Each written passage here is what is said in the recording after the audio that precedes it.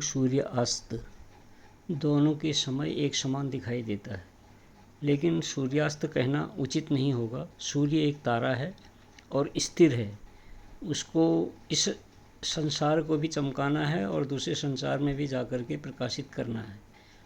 अतः एक जगह पर स्थिर और स्वयं के प्रकाश से चमकने के कारण इसको तारा कहा जाता है। और सूर्यास्त कभी भी नहीं होता है। पृथ्वी के घूमने के कारण ही हमारे यहाँ सामान्य भाषा में सूर्यास्त की जैसी शब्दावली प्रयोग की जाती है।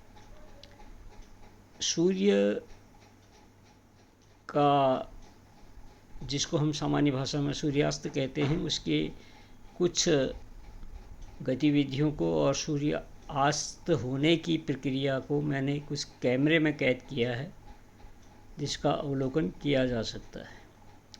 ये सूर्य का प्रकाश ही है कि जिसके कारण यह संसार चल रहा है।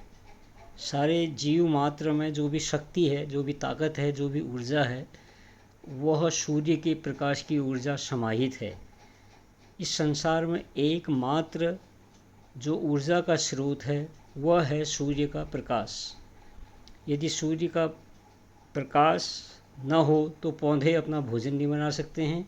पौधे सूर्य के प्रकाश को अपने भोजन निर्माण की प्रक्रिया में संचित करते हैं, जिसको अन्य जीव जंतु ग्रहण करते हैं।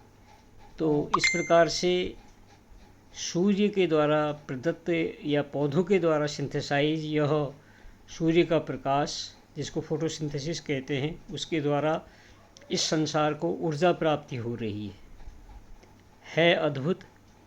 किसने इसकी रचना की, कौन इसका चित्रकार है, कौन इसका इंजीनियर है, कौन इसका वैज्ञानिक है। अद्भुत एक जो इकोसिस्टम, एक अद्भुत प्रक्रिया, एक अद्भुत गिफ्ट इस संसार को दिया गया है। तो ये सूर्य जो संध्या काल में पश्चिम दिशा की ओर जा रहा है, उसके चित्र को यहाँ पर कैद करने का प्रयास किया गया है।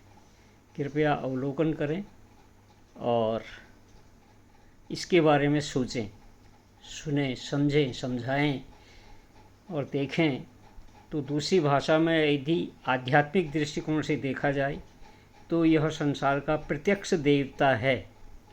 प्रत्यक्ष देव है सूर्य, जिसके प्रकाश के कारण सभी का जीवन यापन होता है इस धरती में। तो इसलिए इसको प्रत्यक्ष देवता कहना अनुचित नहीं होगा। प्रत्यक्ष देवाय नमः।